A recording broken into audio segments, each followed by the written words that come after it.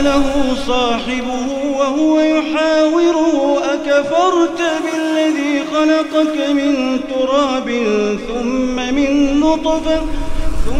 من نطفة ثم سواك رجلا لكن هو الله ربي ولا أشرك بربي أحدا.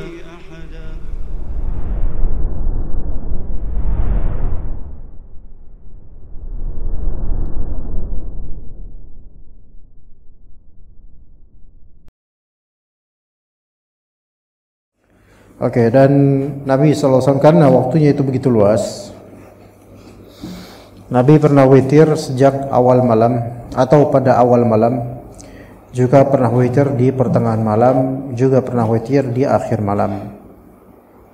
Tetapi melakukan witir di akhir malam itu afdal pada umumnya, ya, karena witir tersebut berada di waktu sahur.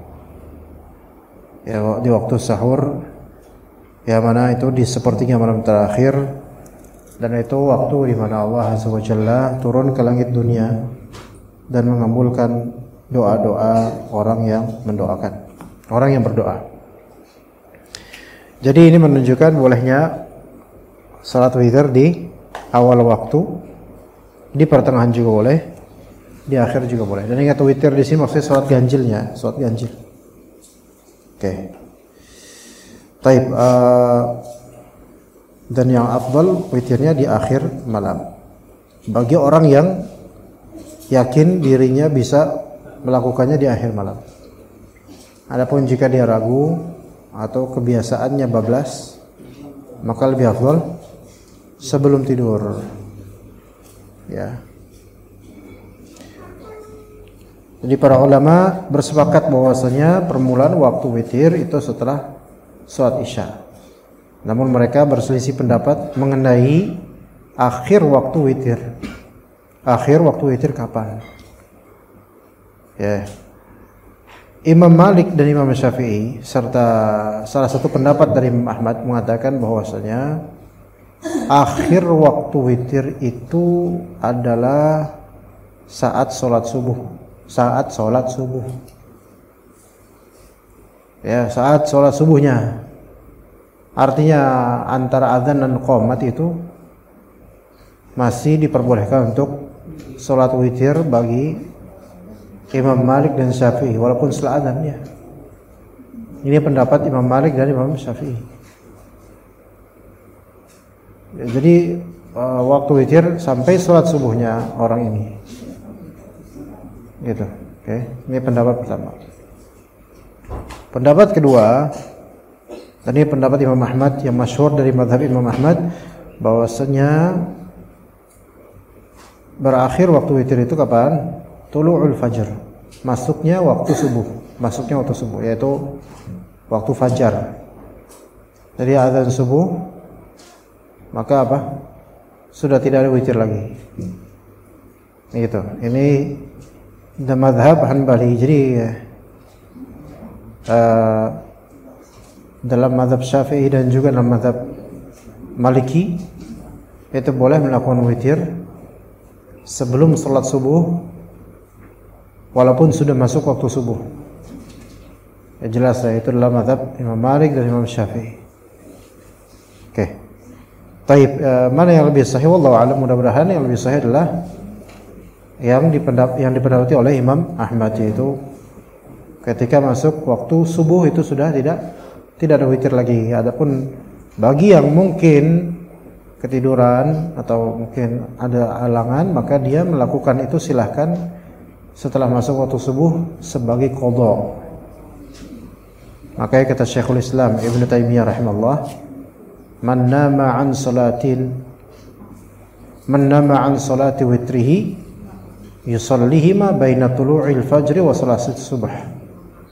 Siapa yang ketiduran akan salat witirnya, maka silahkan dia salat antara munculnya fajar dan salat subuh. Munculnya fajar berarti sudah masuk waktu subuh, tapi belum salat subuh. Jadi antara adzan dan iqamah misalnya, dia lakukan itu salat witir boleh, tapi itu sebagai apa? sebagai qada, bukan pada waktunya, udah lewat waktunya. Ya, bahkan qada witir juga bisa dilakukan setelah sholat subuh, bisa. Jadi kalau misalnya nih ibu-ibu ya, yang mungkin tidak sholat di masjid kan, maka masuk waktu subuh nggak sempat witir tadi sebelum seperti yang terakhir tidak sempat witir, maka kemudian boleh dia sholat 2 rakaat sebelum subuh dan dia mengqadha witir saat itu boleh, baru kemudian sholat subuh, itu boleh. Boleh juga dia mengqadha witir setelah sholat subuh juga boleh. Namanya qadha ya qadha di sesempatnya ya. Begitu. Baik, kemudian hadis berikutnya. Ana Aisyah radhiyallahu anha qalat kana Rasulullah sallallahu alaihi wasallam yusalli min al-laili 13 rak'atan yutiru min dhalika bi 5 la yajlisu fi syai'in illa fi akhiriha. Aisyah radhiyallahu anha berkata, Rasulullah sallallahu alaihi wasallam biasa salat malam 13 rakaat dengan 5 rakaat witir. Beliau tidak duduk tasyahud pada rakaat tersebut, atau maksudnya witir, kecuali di akhirnya. Hadis riwayat Muslim. Ya, syukran. Ya, jadi dalam hadis Aisyah ini Rasulullah SAW salat malam berapa? Yusalli minal lail, salatul lail, qiyamul lail. 13 rakaat totalnya. Dan witirnya berapa? 5. Ya. Tidak duduk sedikit pun kecuali di akhirnya. Maksudnya apa? Cuman sekali salam. Jadi 5 rakaat full tanpa tasyahud, kecuali tasyahud yang terakhir saja udah. Ya, jadi dari rakaat pertama, kedua, ketiga, keempat tidak ada tasyahud, dan rakaat kelima selesai baru tasyahud. Kemudian salam. Ini 5 rakaat full. Oke, ini witir 5 rakaat namanya. Nah, riwayat-riwayat dari Aisyah sebenarnya beragam tentang masalah tata cara salat witir Nabi. Ada riwayat 7 rakaat, ada riwayat 9 rakaat, ada riwayat 11 rakaat, ada riwayat 13 rakaat. Ya, ini yang riwayat di sini 5 rakaat. Tapi ada juga riwayat lain 7 rakaat, ada 9 rakaat, ada 11 rakaat, ada 13 rakaat ada. Ya, dalam riwayat Bukhari Muslim disebutkan bahwasanya maka yazidu ala 11 rakaat. Nabi SAW tidak menambah di atas 11 rakaat. Ya, wallahu a'lam. Dan kalau kita menggabungkan dan mengkompromikan semua riwayat-riwayat yang beragam dan bervarian ini, dikatakan oleh Syekh Abdullah Al-Bassam rahimahullah, anna riwayata bi'adami ziyadati ala 11 rak'atan huwa al-aghlabu min salatih. Bahwasanya riwayat yang menunjukkan Rasulullah SAW tidak nambah di atas 11 rakaat itu adalah riwayat yang paling aghlab dari salatnya, yaitu paling sering beliau tidak lebih dari 11. Wa qad yazidu wa qad yanqus. Kadang beliau nambah, kadang beliau kurang dari 11 rakaat. Hasaban nasyati wa adamih. Sesuai dengan pas lagi semangatnya beliau, apalagi rajinnya beliau atau tidak. Atau mungkin variannya salat witir beliau jumlahnya itu variatif, mungkin liqasdi ta'lim wa bayanil jawaz, untuk maksud mengajarkan dan menjelaskan pembolehan akan ragam rakaat ini, ragam jumlah rakaat ini. Ya begitu. Taib, itu faedahnya insyaallah. Sekarang kita menuju hal-hal yang di luar dari kitab. Hal-hal yang di luar dari kitab tentang tata cara salat witir. Tapi di sini ada dalam kitab Taisirul Alam penyebutan dari Al-Muhamili. Ringkas, ada ulama yang meringkas begini. Salat witirnya Nabi ada 6 macam. Ya, boleh direkam ya. Maksudnya ditulis atau diingat. Salat witirnya Nabi ada 6 macam. Ini penjelasan dari Al-Muhamili, salah satu ulama. Ringkasan dari riwayat-riwayat lah. Walaupun nanti kita akan baca artikel tentang ini insyaallah. Yang pertama, 1 rakaat. 1 rakaat. Kalau 1 rakaat jelas ya, berapa kali tasyahud kira-kira? Ya 1 aja lah, namanya 1 rakaat, masa 2 kali tasyahud. Ya. Yang kedua, 3 rakaat mafsulah dengan fasl. 3 rakaat dengan fasl. Apa fasl itu? 3 rakaat dengan pemisahan, 2 dan 1. Paham nggak di sini? Nah, 3 rakaat dengan pemisahan, 2 dan 1 sehingga. Ini versi Al-Muhammil ya. Versi ketiga, 5 rakaat dan hanya sekali tasyahud. 5 rakaat hanya sekali tasyahud. Jadi berkelanjutan, tidak dipotong-potong. Tidak dipotong-potong. Kemudian yang keempat, 7 rakaat. Tasyahud pertama di rakaat ke-6 dan tasyahud kedua di rakaat 7 gitu. Gimana, paham enggak? Tasyahud pertama rakaat ke-6 berarti habis tasyahud naik lagi tanpa salam. Ini 7 rakaat. Rakaat ke-6 tasyahud awal. Terus naik lagi rakaat ke-7 baru tasyahud akhir salam. Jelas nggak ini? Jelas ya? Jadi 7 rakaat itu nggak ada salam-salamnya kecuali di terakhir rakaat ke-7 saja.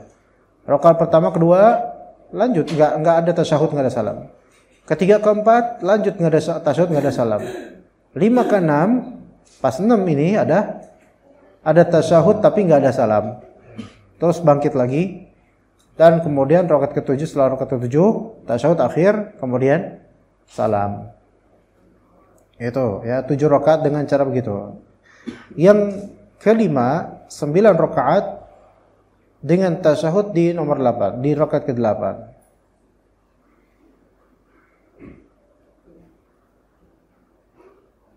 Tasyahud di rakaat ke-8 ya, kemudian apa? Enggak. Kemudian salam. Di sini dokumentasi gitu. Kemudian salam dan setelah itu berdiri ya fasal. Berdiri rakaat ke-9. Jadi kayak dipisah gitu, fasal. Berdiri di rakaat ke-9. Hah? Iya, kayak nomor 2 ya. Tapi ini di rakaat ke-8 dia memisahkan itu. Nah, rakaat ke-9 dia baru 1 rakaat itu sempurnakan. Tapi ini niatannya dari awal memang witir 9 rakaat. Jadi udah niatan dari awal. Oke. Yang kelima, saya cuma pengen ngomong doang kok yang kelima. Yang keenam 11 rakaat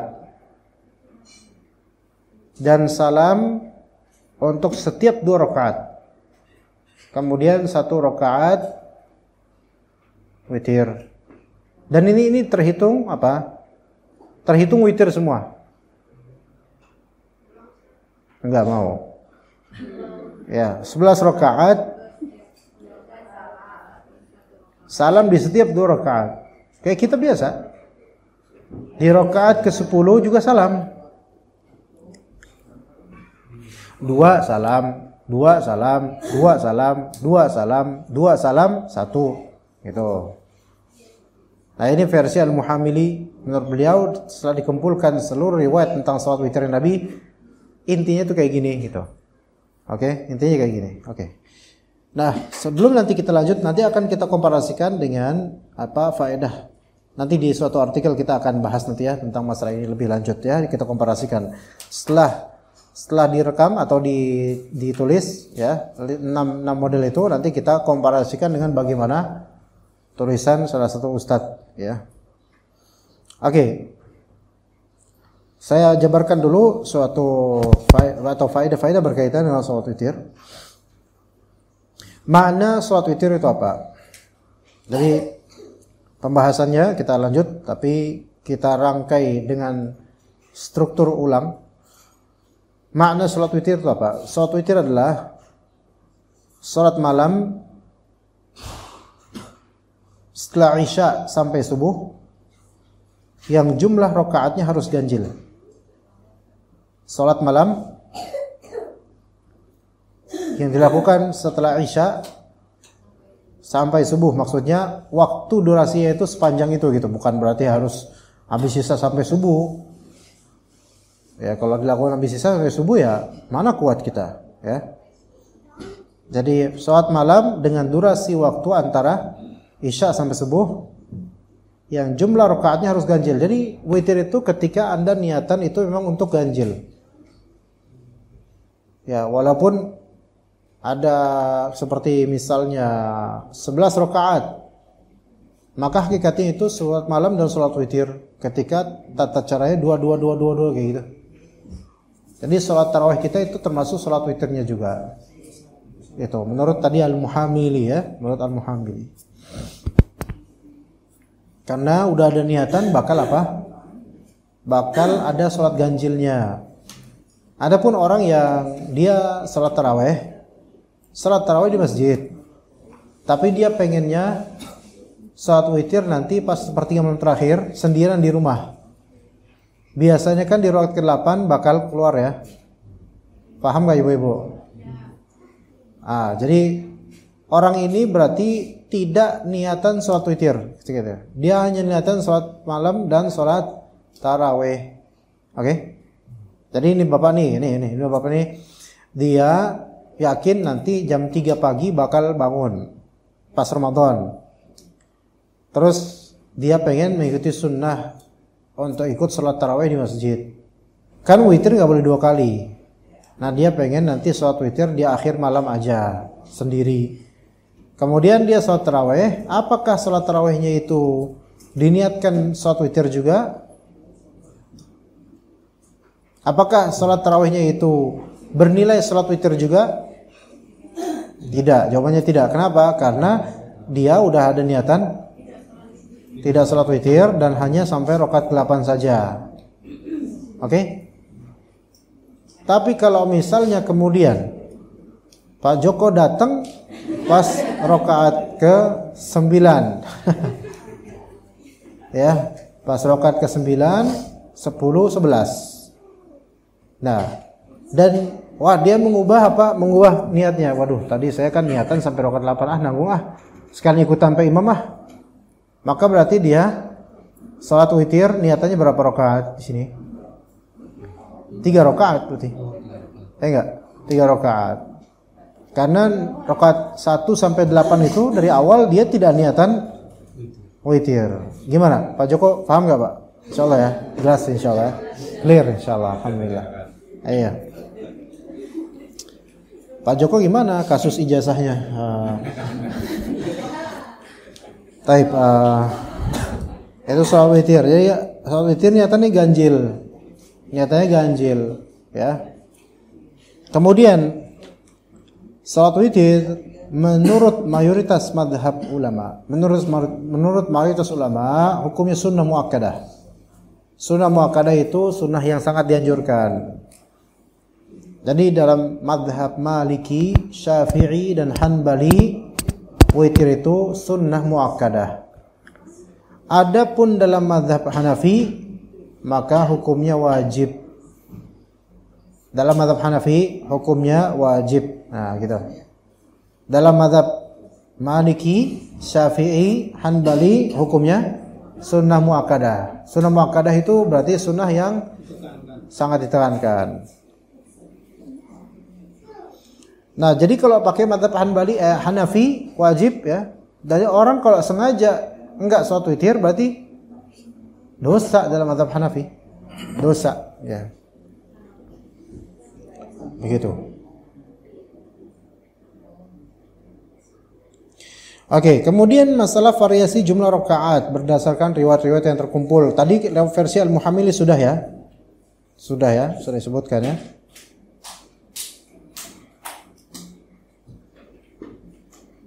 Ya minimal sebenarnya 1 rakaat itu. Minimal 1 rakaat. Bisa juga 3, 5, 7, 9 dan 11. Itu nanti tata cara kita lihat nanti salah satu artikel yang akan saya tunjukkan nanti insyaallah. Nah, cara pelaksanaan sholat witir ada dua metode. Metode pertama wasal, metode kedua fasal. Wasal dan fasal. Wasal, fasal. Sebenarnya ini kayak tajwid ya. Mad jaiz, munfasil dan mad wajib muttasil. Wasal dan fasal. Wasal itu nyambung, fasal itu misah. Kayak misalnya kelas bahasa Arabnya kan fasal, musim bahasa Arabnya juga fasal, pengadilan yang memutuskan bahasa Arabnya juga bisa fasal. Hadza yaumul fasl. Jadi fasal ini memisah pakai fa. Fasal. Juga kan pasal, ada pasal. Itu dari bahasa Arab, dari kata fasl. Dari kita juga fasl, yaitu pasal ini. Dan pasal itu artinya adalah pisah. Untuk memisahkan antara tema atau materi sebelumnya dengan materi berikutnya, maka ada pasal itu.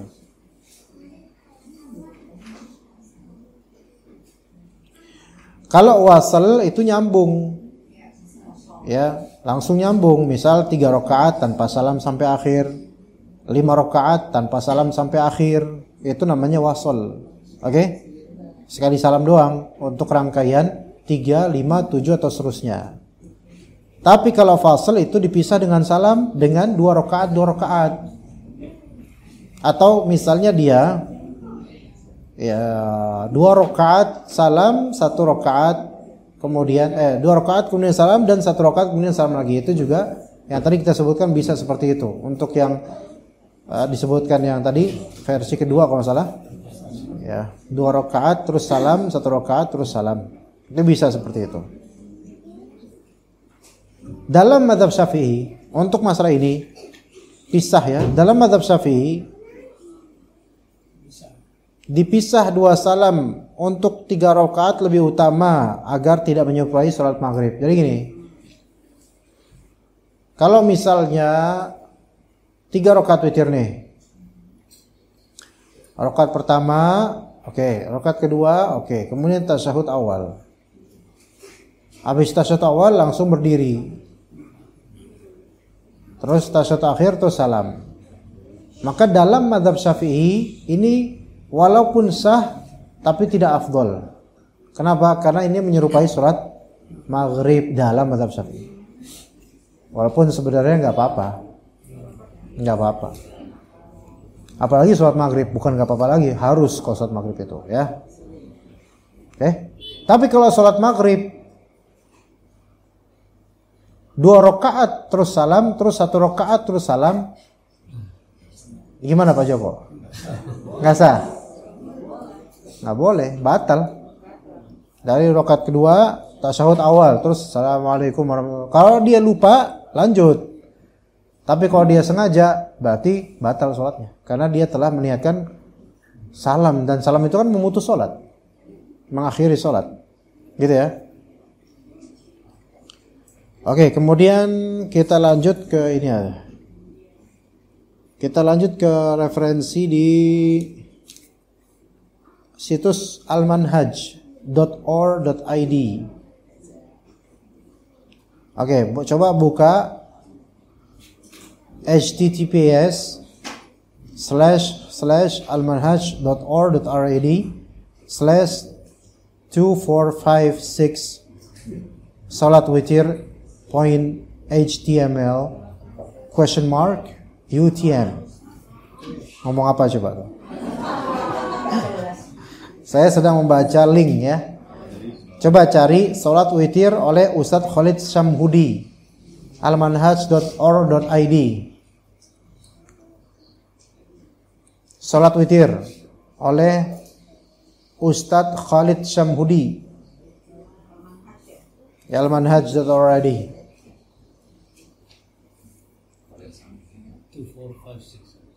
Itu linknya ada 2456 strip salat ya. Ketemu nggak? Ketemu semua?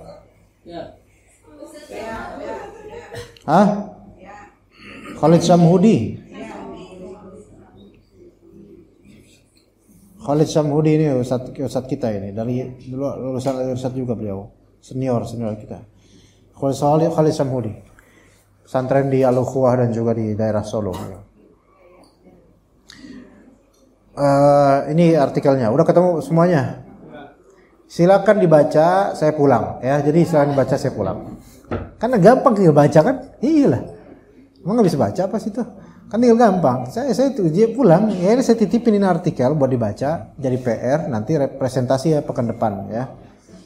Oke? Pak Agung gimana Pak Agung? Sampai baca, saya pulang ya. Iya. Boleh baca di rumah boleh. Tapi yang penting saya pulang. Gimana? Mau dijelasin apa dibaca sendiri? Oke. Baik. Sebagai diringkas saja untuk masalah salat witir. Lihat tadi pengertian salat witir ya. Jadi maksud dengan salat witir adalah salat yang dikerjakan antara setelah salat Isya hingga terbit fajar subuh. Lihat berarti mengikuti pendapat Imam Ahmad. Ketika terbit fajar subuh maka selesai waktu witir. Gitu ya. Hukum salat witir menurut mayoritas ulama sunnah muakkadah. Dalilnya disebut tadi hadits Ibnu Umar, ij'alu akhir salatikum bil laili witra. Jadikanlah akhir salat kalian di malam hari dengan witir. Ya. Baik. Dan juga hadis-hadis berikutnya. Hadis-hadis berikutnya. Dan Nabi SAW tidak pernah meninggalkan witir bahkan walaupun di waktu safar. Itu panjang hadis-hadis disebutkan bagaimana Nabi SAW salat witir. Ya.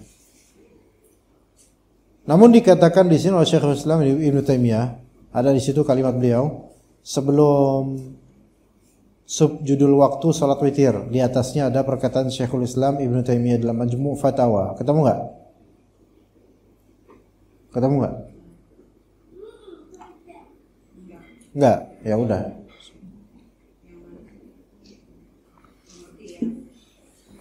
Yang itu. Nah, coba scroll down lagi dikit.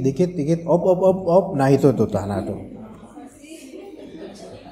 Nah, jadi Syekhul Islam Ibnu Taimiyah mengatakan dalam Majmu' Fatawa 23/88, witir adalah sunnah muakkadah berdasarkan kesepakatan kaum muslimin. Coba sampai situ dulu. Di sini seolah-olah Ibnu Taimiyah tidak menginclude pendapat ulama mana? Hanafiyah yang mewajibkan sholat witir. Gitu loh. Wallahu alam. Tapi emang yang benar adalah sunnah muakkadah, tidak sampai wajib. Gitu loh. Nah, kemudian kata beliau, dan orang yang terus-menerus meninggalkan sholat witir, maka ia tertolak persaksiannya. Apa maksudnya? Ya, saking pentingnya jelas. Tapi apa coba maksudnya, sok jelasin. Orang yang terus-menerus meninggalkan sholat witir, maka ia tertolak persaksiannya. Ayo. Apa maksudnya?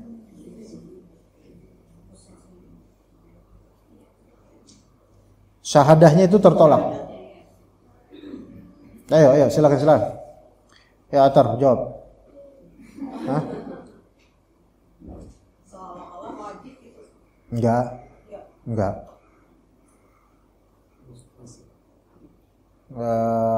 Antum jangan jawab. Murid Anda jangan jawab. Biar jemaah sini aja yang jawab. Ayo, Pak Agung. Enggak ada kisi-kisi. Pak Agung jawab, Pak Agung. Bisa? Maksudnya kalau di pengadilan mungkin tidak jadi saksi nggak? Iya benar. Jadi bukan tertolak syahadat la ilaha illallah. Kafir dong kalau gitu. Ini maksudnya adalah tertolak di pengadilan sebagai saksi.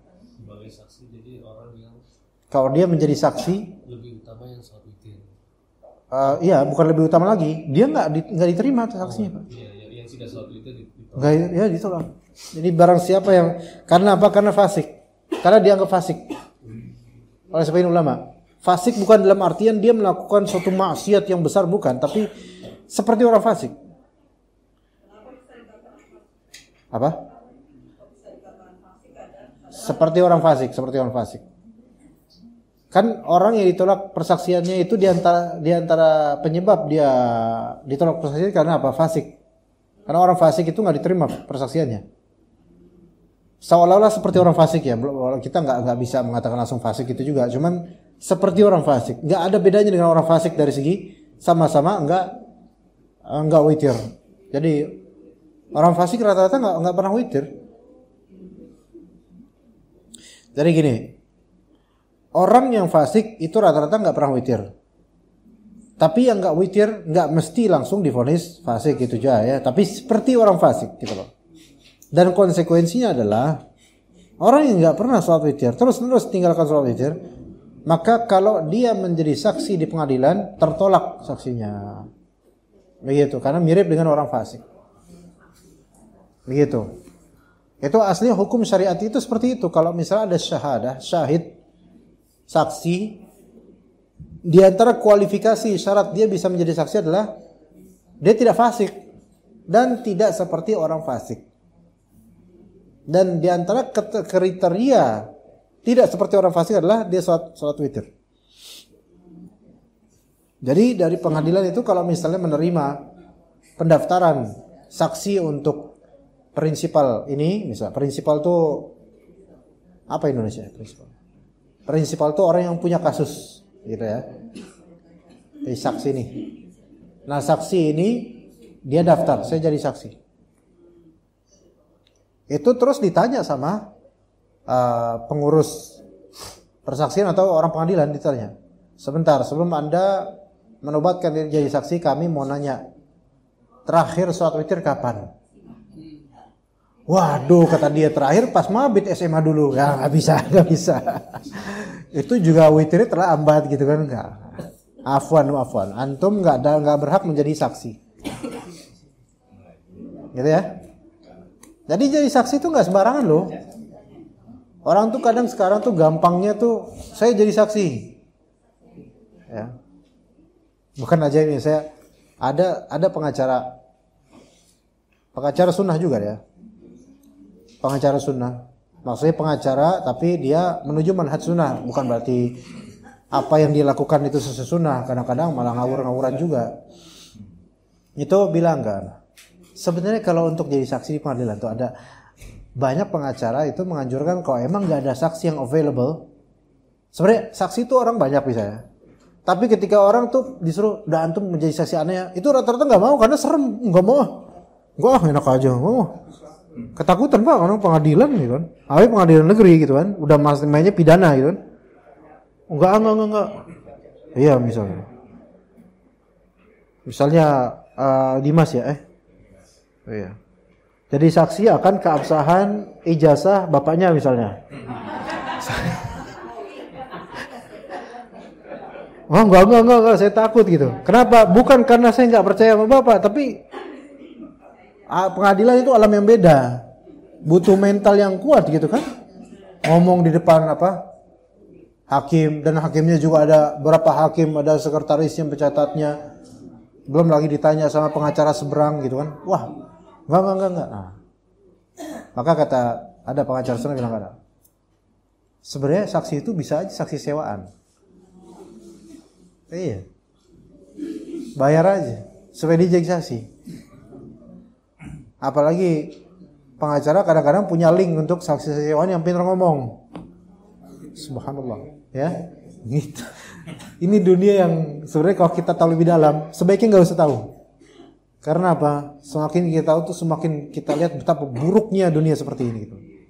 Betapa kejinya, kadzabnya, dustanya tuh, permainannya tuh busuk. Karena saksi aja bisa dibayar. Bisa dipungut, bisa dibeli, ada stoknya. Available. Tinggal dia kasih tahu kasusnya apa, ntar dia bakal mainin kalimat. Dan kadang-kadang hakim juga tahu ini saksi pasti. Loh, ini kan yang kemarin. Ini kan kasus itu kayaknya ente anak kenal ente dah gitu. Gitu. Nauzubillah min dzalik. Ya, makanya Nabi SAW itu ketika mengatakan ala unabbiukum bi akbaril kabair. Mau enggak kalian aku kasih tahu dengan sebesar-besar dosa besar? Al-isyraku billah, syirik ya. Uququl walidain, durhaka sama orang tua, naudzubillah. Kemudian kata perawi gini, Fakana muttaki'an fajalasa faqal. Kemudian Nabi sandar terus duduk. Kayak orang kayak gimana? Orang kayak ketika melihat sesuatu yang mengerikan atau pasrah akan sesuatu gini. Langsung duduk. Habis itu kata Nabi SAW, wa qawlu zur wa syahadatu zur, wa qawlu zur wa syahadatu zur, wa qawlu zur wa syahadatu zur, wa qawlu zur, terus enggak berhenti Nabi SAW itu. Qawlu zur artinya perkataan dusta. Syahadatu zur persaksian dusta. Syahadah ini persaksian, mempersaksikan sesuatu tapi bohong. Berulang-ulang tuh Nabi ngomong kayak gitu. Perkataan dusta dan persaksian atau persaksian dusta. Perkataan dusta, persaksian dusta. Maka kata para rawi gini, fama zala yaqulu dzalika hatta qulna laitahu sakata. Terus Nabi SAW baca ngomong itu, bilang itu sampai bilang laitahu sakata. Aduh, kapan ya Nabi selesainya ngomong itu? Saking terus-menerus ngomong itu. Ini menunjukkan bahwasanya persaksian palsu itu sesuatu yang sangat berat. Berat banget. Naudzubillah berat. Karena di balik itu tuh ada hak-hak yang kemudian benar-benar akan diinin, hak-hak yang akan diblokir haknya dan seterusnya itu berat. Jadi saksi palsu itu berat. Itu baru saksinya. Gimana kalau jadi pengacaranya yang di situ dia kemudian banyak dusta. Nah ini baru saksi nih. Ini saksi aja. Sebenarnya saksi cuma diberikan berapa menit doang kok gitu. Tapi dia dusta. Tapi kadang-kadang hukum bergantung pada persaksian dia. Kalau dia dusta kemudian habis itu keputusan hakim tidak sesuai dengan kebenaran gara-gara persaksian palsu ini, dibebankan nanti dosanya kepada persaksi ini. Itu baru saksi loh, yang cuma berapa menit. Sekarang bagaimana kalau misalnya kerja kita pengacara yang harus banyak bohong kemudian di banyak segmen. Gimana tuh kira-kira? Gitu. Berat loh itu. Alhamdulillah misalnya. Berat. Kalau kita udah pernah menginjakkan kaki itu di pengadilan itu, subhanallah. Kita berlindung pada Allah dari hal-hal seperti itu dan tempat-tempat seperti itu yang banyak sekali yang orang-orang berdusta di situ. Taib. Jadi orang yang tidak salat witir atau jarang salat witir atau meninggalkan witir tidak diterima persaksiannya. Enggak out, enggak. Loh kenapa, Pak? Saya saksi loh, Pak. Saya ngeliat sendiri, Pak. Enggak. Antum udah sebulan enggak salat witir. Lah, kok gitu? Apa nyambungnya? Dalam pandangan mazhab Imam Ahmad, orang yang seperti antum ini enggak diterima saksinya. Gitu. Ya. Gitu ya. Mazhab Imam Ahmad apa namanya? Kalau misalnya Hanafi, mazhab Imam Abu Hanifah Hanafi, Maliki apa? Maliki. Imam Syafi'i jadi Syafi'iyah. Ahmad jadi Ahmadiyah. Jangan. Jangan. Ahmadiyah, Hanbali namanya, Hanbali Ahmadiyah enggak lah. Itu aliran sesat. Oke, kita lanjut kemudian. Waktu sholat witir udah jelas ya. Waktu sholat witir udah jelas. Maka dikatakan nanti di sini nih ada waktu yang diutamakan udah jumlah rakaatnya. Jumlah rakaatnya. Kata Nabi SAW disebutkan nih sebelumnya jumlah rakaat sholat witir boleh dilakukan 1 rakaat, 3 rakaat, 5 rakaat, 7 rakaat, 9 rakaat, 11 rakaat. Itu sebagaimana dasar dari hadis Nabi SAW. Al-witru haqqun ala kulli muslim faman ahabba an yutir bi khamsin falyaf'al wa man ahabba an yutir bi thalathin falyaf'al wa man ahabba an yutir bi wahidatin falyaf'al. Salat witir wajib bagi setiap muslim. Nah, di sini. Salat witir wajib bagi setiap muslim, lihat di sini.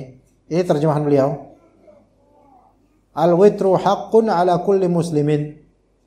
Nah, tadi kan kita bilang jumhur ulama mengatakan salat witir enggak wajib tapi sunnah muakkadah. Terus di sini bilang al-witru wajib. Dan hak di sini berarti gimana dong? Apakah mazhab Abu Hanifah yang benar witir itu wajib? Enggak, yang sahih tetap adalah witir itu sunnah muakkadah. Dan hak di sini memang penekanan, namun bukan artinya wajib dari segi apa? Dari segi hukum fikih, tapi ditekankan seolah-olah seperti kewajiban tapi bukan wajib. Ya, gitu loh. Contoh lain. Ghuslul jum'ati wajibun ala kulli muhtalimin. Kata Nabi SAW, ghuslul jum'ah, mandi jum'atan, itu wajib atas setiap yang sudah baligh. Taib. Di sini ulama tetap kebanyakan bilang tidak wajib. Lah padahal kan nas hadis jelas wajib. Tapi mereka mengatakan bahwa lafal wajib versi ketika Nabi SAW mengatakannya itu bukan lafal yang kita kenal dalam usul fikih, wajib, sunnah, makruh, bukan. Paham gak di sini? Ya gitu. Penekanan di sini maksudnya. Bukan dalam artian hukum fikih menjadi wajib, gitu kata jumhur ulama. Gitu ya. Contoh juga misalnya masalah lafal sunnah. Sunnah kalau misalnya dalam ilmu usul fikih artinya kan tidak wajib. Sunnah mustahab dianjurkan. Tapi kadang-kadang dalam teks itu sunnah itu artinya adalah jalannya Nabi, sehingga kalau orang nggak ikutin ini dia berdosa. Seolah wajib. Jadi istilah-istilah aja ini. Maka Allah alam di sini al-witru haqqun ala kulli muslim, maka ini maknanya witr adalah sesuatu yang berhak sekali untuk ditunaikan oleh muslim. Penekanan. Siapa yang pengen 5 rakaat sok atuh. Siapa yang pengen 3 silakan. Siapa yang pengen 1 ya mangga gitu. Semuanya silakan. Jadi ini choices, pilihan, options. Mau 1 silakan, tapi baiknya kalau 1 itu memang kalau udah mepet subuh. Tapi kalau nggak mepet subuh 1 boleh nggak? Ya boleh juga, cuman kan masa 1 doang gitu kan. Ibu-ibu ngerti nggak yang tadi barusan saya omongin? Ngerti nggak? Ngerti nggak? Hah? Kan niatnya 1 rakaat. Terus tubuh kita nggak biasa sholat itu, nyalain dong kipasnya, bisa nggak? Body kita tuh otomatis karena nggak minimal biasanya berapa rakaat? 2 rakaat kan minimal rakaat sholat kita. Terus tiba-tiba naik aja gitu. Saya kan sholat 1 rakaat doang niatannya. Balik ke 1 rakaat tadi duduk tasyahud atau dilanjutin? Lah kalau dilanjutin mau berapa rakaat? Duduk, balik duduk karena dia niatannya tadi 1 rakaat udah selesai. Kalau seandainya berdirinya sudah sempurna, Iya ini memang sudah terlanjur naik. Kita bahkan terlanjur terbang bahkan gitu. Nah itu misalnya dia duduk, dia udah diri, udah duduk Pak. Karena kan sesuai niatnya 1 rakaat doang. Lah dia ngapain nambah-nambah? Kalau berarti dia balik lagi ingat niatnya 1 rakaat gitu. Iya. Lah ngapain dia nambah-nambah gitu kan? Oh, ya dia enggak sengaja, cuman lah terus kok malah mau ditambah. Emang kenapa kok di switching gitu? Lupa itu sama dia terus aja. Sah. Ya dia misal dia udah ruku lagi nih, rakaat 2. Kan saya tadi niatnya 1 rakaat. Kalau kita merubah niat ketika sholat nggak boleh gitu. Yang lebih sahih Kang. Dalam masalah ini yang lebih sahih dia kembali ke niat awal. Yaitu kalau dia udah ruku lagi gitu, lah pas ruku lah. Saya kan tadi niatin 1 rakaat, rajin banget saya nambah-nambah gitu kan. Maka dia balik ke tasyahud yang itu, duduk tasyahud. Berarti kalau ketika dia ingat dia langsung balik lagi. Iya, dia ingat dia langsung balik. Jangan diterusin sampai habis. Iya, jangan terus habis. Gitu. Iya, ngomong aja terus Pak. Nah, misalnya dia 2 rakaat tuh. Terus bablas lagi 3 rakaat. Enggak ingat dia. Dia ingat kembali ke niatan awal 1 rakaat. Nah, tambahan-tambahan ini enggak usah. 1 rakaat aja udah. Begitu ya. Oke. Kita lanjut. Salat witir 3 rakaat, salat 1 rakaat di sini ada dalilnya, wa man ahabba an yutir bi wahidin falyaf'al. Kemudian kata beliau, salat witir 3 rakaat boleh dilakukan dengan 2 cara. Pertama, 2 rakaat salam, kemudian ditambah 1 rakaat salam. 2 pisah, ini namanya fasl. Pisah. Ini dalam hadis Ibnu Umar, Rasulullah dulu memisah antara ganjil dan genap dengan salam dan beliau perdengarkan kepada kami. Oke. Juga perbuatan Ibnu Umar itu sendiri, beliau juga mengucapkan salam antara 1 rakaat dan 2 rakaat dalam witir. Jadi 3 rakaat tapi diputus dengan salam. Oke. Itu cara pertama. Cara kedua, salat 3 rakaat secara bersambung dan tidak ada duduk tahiyat awal, enggak ada. Di akhir salat aja, di akhir rakaat saja. Wasal, dan tidak ada seperti salat maghrib, tidak ada. Makanya Imam Syafi'i dalam mazhab Syafi'i tadi bilang apa? Tidak dianjurkan untuk apa? Menyerupai salat maghrib. Kalau salat maghrib kan ada tasyahud awal dan tasyahud akhir. Adapun kalau witir 3 rakaat, tasyahud sekali aja udah. Dari rakaat kedua langsung naik ke rakaat ketiga. Itu cara kedua. Tapi itu 3 rakaat ya. 3 rakaat dan Nabi SAW mengatakan dalam hadis riwayat Al-Hakim, jangan berwitir dengan 3 rakaat menyerupai salat maghrib. Namun berwitirlah dengan 5 rakaat, 7, 9 atau 11 rakaat. Oke.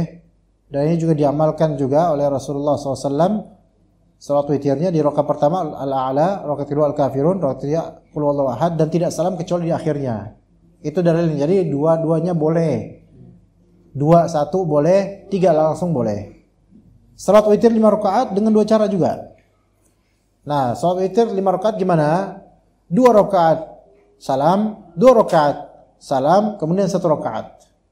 Tapi itu dari awal memang dia niatan salat 5 rakaat witir. Oke? 2 rakaat salam, 2 rakaat salam, kemudian 1 rakaat salam.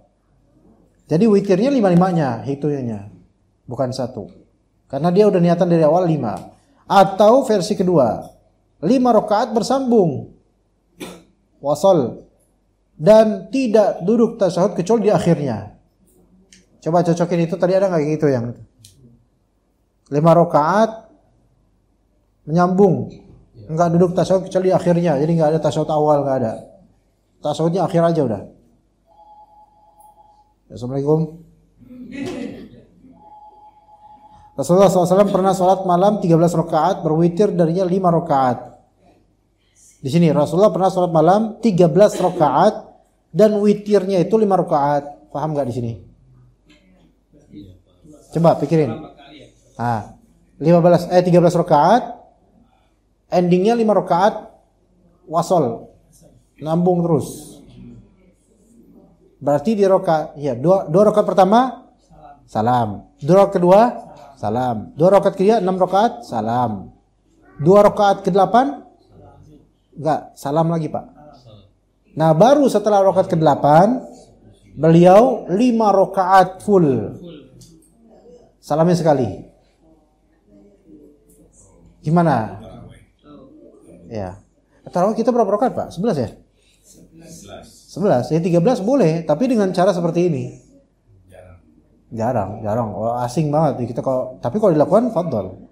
Harus diumumkan dulu karena masyarakat asing akan cara ini. Jadi 2 rakaat 4. Ya. 2 rakaat kali 4, pertama itu salam semua, 2, baru kemudian witirnya dia bukan 3 rakaat tapi 5 rakaat. Iya. Nah, imam kalau mau kayak gini modelnya, itu sebelum witir 5 rakaat harus mengumumkan. Jemaah-jemaah sekalian, kita witir 5 rakaat. Kasih tahu hadisnya, jangan cuma gitu doang. Karena kalau cuma gitu doang, ntar baru nih. Kayaknya sekte baru nih, kayaknya Ahmadiyah gitu. Kayak baru nih. Jadi kasih tahu dalilnya ini, Rasulullah pernah seperti itu, 5 rakaat terakhir witir, itu nyambung terus. Jadi enggak putus-putus 5 rakaat. Ya, gitu. Biar jemaah pada maklum. Oke, itu cara kedua. Kalau misalnya dia witirnya 5 rakaat, berarti totalnya 13 rakaat. Tapi kalau emang dia mau witir 5 rakaat tanpa 2 tadi, ya boleh. Ya misalnya dia mau tahajud, saya pengen sholat 5 rakaat nyambung witir gitu. Ya boleh, nggak apa-apa. Mau 2 1 juga boleh. Ya itu juga nggak apa-apa. So itu 7 rakaat, dah 7 rakaat. Oh ya ini 7 rakaat. Ada 2 cara. 1. Salat 6 rakaat dilakukan setiap 2 rakaat salam, kemudian 1 rakaat. Tuh lihat beda tuh. 7 rakaat kalau emang witirnya mau 7 rakaat, 2 salam, 2 salam, 2 salam, 1 salam. Gimana? Itu cara pertama untuk salat witir 7 rakaat. Ibu-ibu pada ngeliatin artikelnya nggak sih Bu? Oh iya bagus. Yang kedua, salat 7 rakaat bersambung dan tidak duduk kecuali pada rakaat ke-6, lalu bertasyahud, kemudian bangkit tanpa salam, lalu rakaat ke-7 baru dia salam. Gimana? 7 rakaat full, tapi di rakaat ke-6 dia tasyahud awal. Terus dia bangkit tanpa salam, langsung bangkit tanpa salam. Nah, kan rakaat ke-7 nih, baru di situ dia bakal tasyahud akhir dan salam. Itu kalau rakaat 7.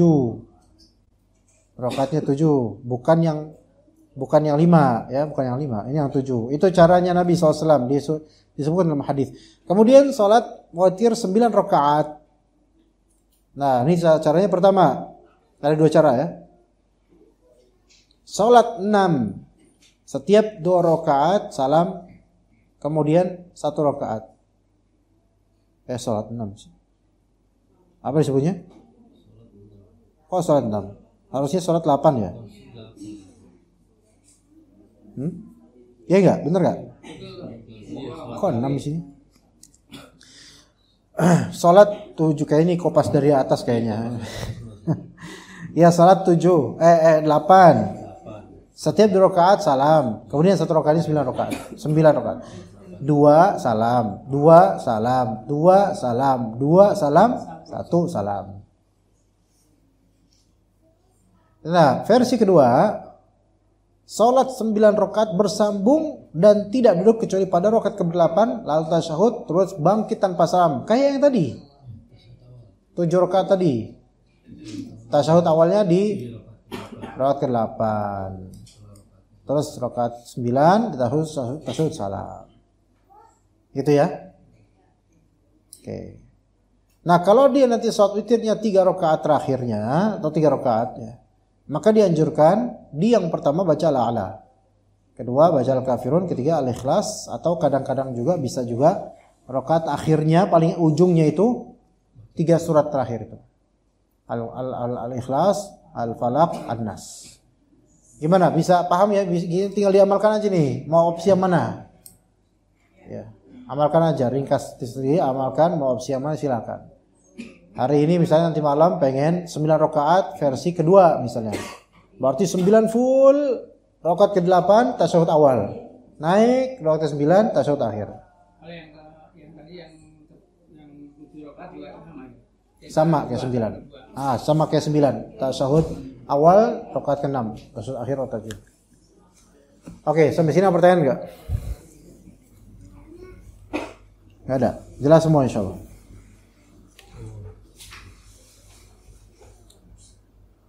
Itu ibu-ibu yang biasa nanya-nanya, mana kok sekarang nggak kelihatan lagi, padahal saya belum nitip rekening loh.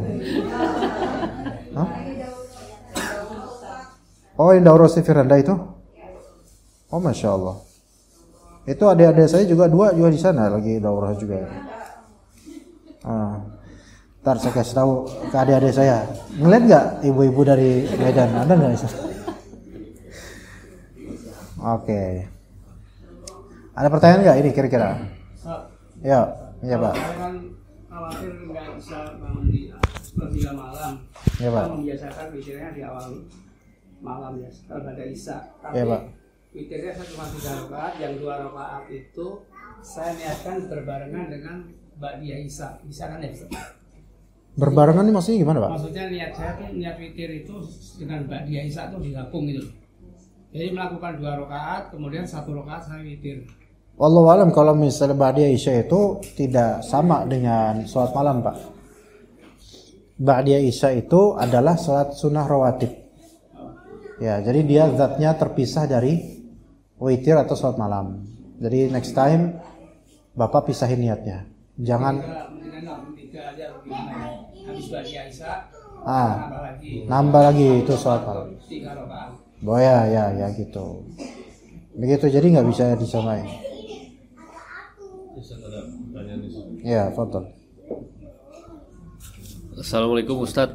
Assalamualaikum. Apakah sama keutamaan sholat witir dengan sholat qobliyah subuh?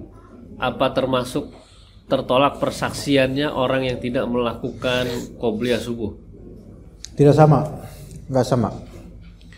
Lebih tinggi nilai sholat witir. Ya, lebih tinggi nilai sholat witir.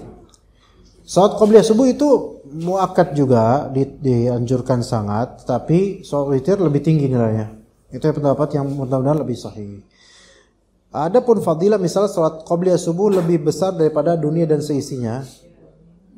Itu kata sebagian ulama, justru hadis ini menunjukkan betapa kecilnya nilai dunia gitu maksudnya. Paham nggak? Iya, fadilahnya sholat qobliyah subuh adalah itu lebih besar daripada dunia dan seisinya. Namun ini tidak melazimkan ini lebih afdal daripada salat witir. Karena fadilah ini lebih menunjukkan betapa dunia itu kecil banget, sampai salat qobliyah subuh yang Rasulullah lakukan dengan cepat itu lebih afdal daripada dunia seisinya gitu loh. Coba dari semua sholat rata-rata sholat Nabi SAW punya standar sendiri. Tapi giliran sholat qobliyah subuh cepet banget. Sampai kata Aisyah itu seolah-olah beliau kayak nggak baca apa-apa, nggak baca Al-Fatihah saking cepetnya, seolah-olah. Dan fadilahnya lebih baik daripada dunia dan seisinya. Oke, di sini menunjukkan sholat secepat itu aja lebih afdol daripada dunia dan seisinya. Begitu.